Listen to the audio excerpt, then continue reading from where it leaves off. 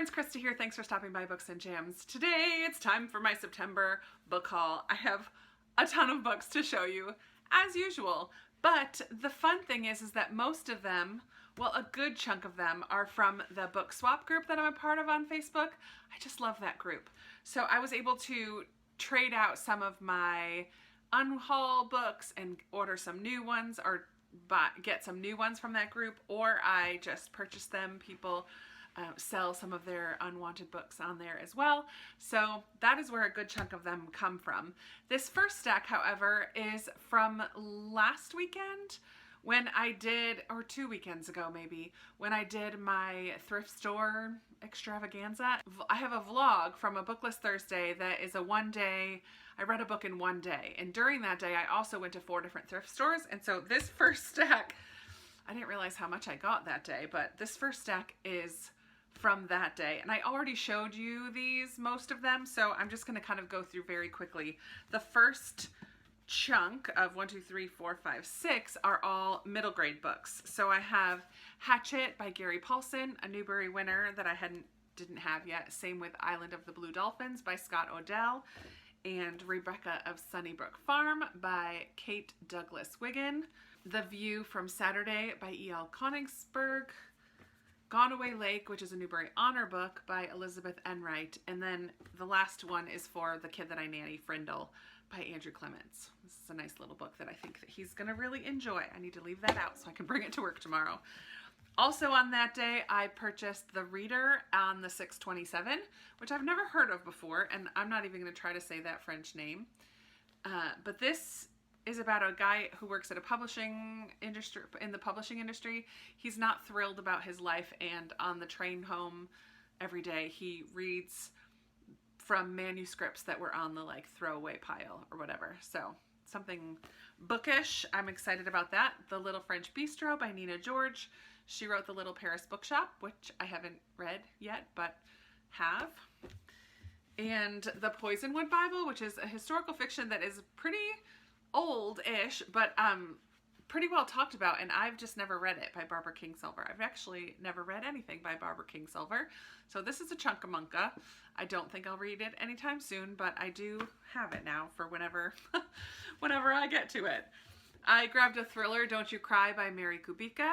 I've read what's the one that I read by her? Pretty Girls? No, that's Karen Slaughter. Good Girl? The Good Girl. I read The Good Girl by her quite a long time ago, like pre-BookTube days. I don't remember anything about the plot of The Good Girl, but I know that I enjoyed it. I remember that I enjoyed it. I also grabbed a book I already own, The Bookwoman of Troublesome Creek. So this might have to make it into like a giveaway or a gift basket or something, because I really enjoy this one, but I do already own it. But it was only $1. I don't know if you can see that, $1. So I couldn't pass that up. I grabbed a couple nonfiction. So I grabbed a cookbook, The Wicked Good Ketogenic Diet Cookbook. I am not 100% keto, but I'm trying to get there. Not today, but in general. So I am always a fan of finding fun, good recipes. And then 2 Christian nonfiction, Wait and See by Wendy Pope and Daring Greatly by Brené Brown.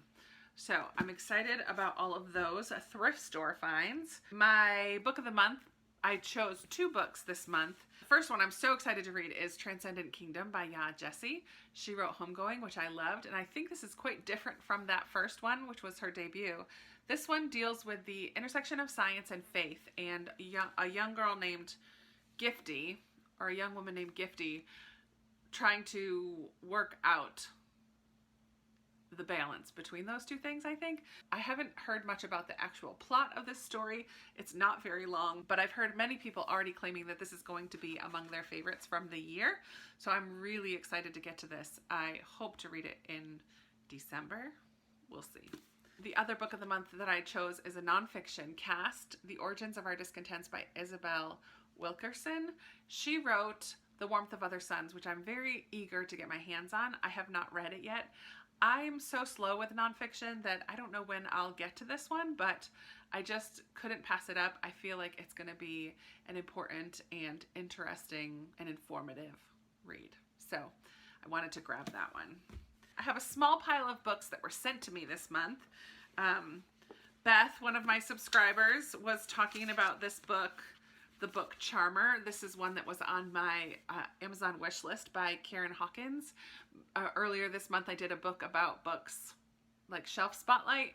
This is one that I didn't yet have, but I've had my eye on it. She said she was reading it. I was like, oh, I can't wait to read that book. And then she sent it to me so sweetly. So thank you so much, Beth, for sending me The Book Charmer. I'm really excited to read this one. Another subscriber, Bailey, just found a book on my wish list, Strange the Dreamer, and said that this is one of her favorites, and so she sent it to me. I love that little dragonfly thing on the cover. This is a YA, I want to say, fantasy by Laini Taylor. I have heard such good things about this one, and I believe this is about a library too. Laszlo Strange, a war orphan and junior librarian. So this could have been in my book about books too, sort of. There's a mystic lost city in this one, and he kind of goes in search of this lost city. I don't know too much more than that, but it's one that I've heard such high praise for. Not so much recently, because I feel like it's a little bit older, but like a year ago maybe. So I'm way behind the times on reading this one, but I'm so excited to now have it so that I can read it eventually. Thank you so much, Bailey, for sending it to me. I'm thrilled and so grateful. So grateful. You guys are the kindest. And then the last set is all from that book swap group. So I didn't know this in August because I joined mid-month, but what they do is on the first of every month, they do a wish list train.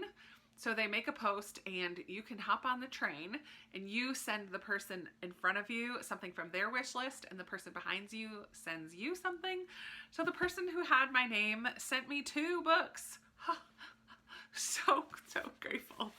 So I just recently hauled something by Amy Harmon, and the person who had my name loves Amy Harmon, and so she sent me the 2 other ones from my wish list by Amy Harmon, What the Wind Knows and Where the Lost Wander. So I just recently hauled From Sand and Ash, and then this one is the most recent one, Where the Lost Wander, and I've heard a lot of praise for this one this year, especially over on Instagram, not so much on BookTube. But I just feel like Amy Harmon is going to be a historical fiction author that I really enjoy, from what I've heard of people's reviews of her books. So this one takes place on the Overland Trail, 1853.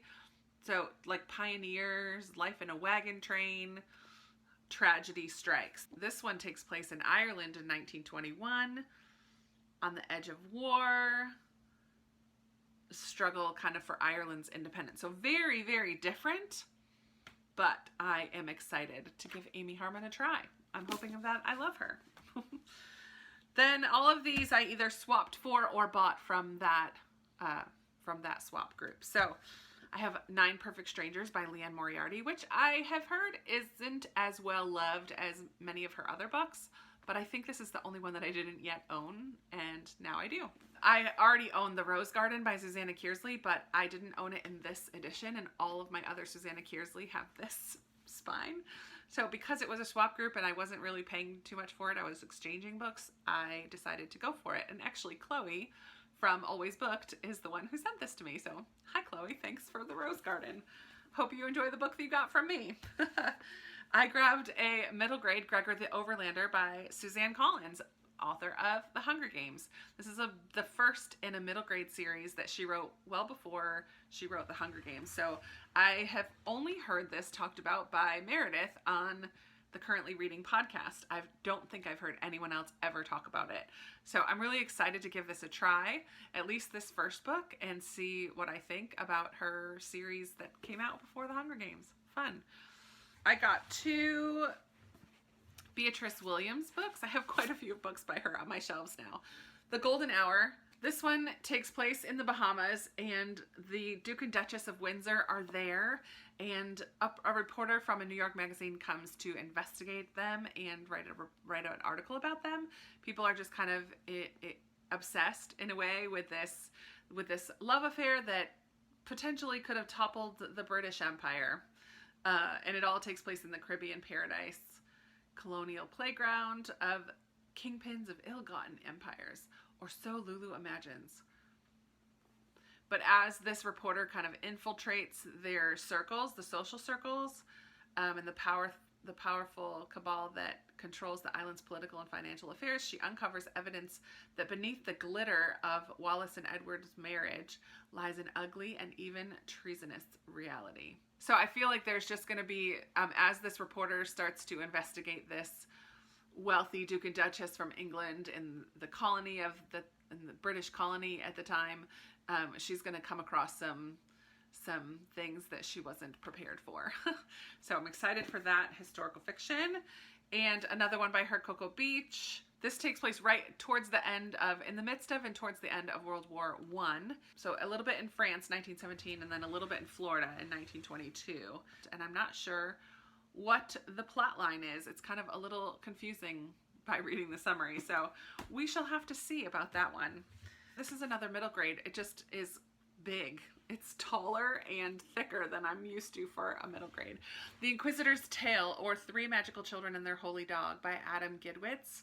And this came up in middle grade March. This past year we read The Book of Boy was the group read, and in one of our Instagram lives that Katie and I do each week during middle grade March, this book was brought up as kind of a read-alike or a better Middle Ages kind of story. So I had it on my watch list or to read list, and so when I saw it on somebody's pile to sell on that swap group, I decided to grab it.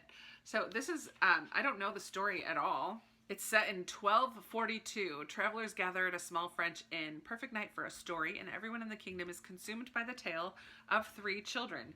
Jean, a peasant girl who has visions of the future. William, a young monk with supernatural strength. And Jacob, a Jewish boy who can heal any wound. Together their powers will be tested by demons and dragons, cruel knights and cunning monks.